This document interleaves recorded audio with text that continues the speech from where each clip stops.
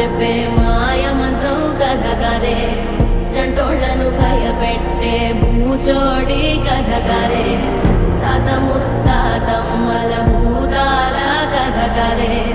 విక్రమాదిత్యుడు చెప్పిన వేదాళుడి కథ కదే దీపము నుండి బియ్యం వచ్చే అల్లావుద్దీన్ కథ కదే ఇది ముడత చర్మం ముసలి చెప్పే కథ లాంటి నిజమే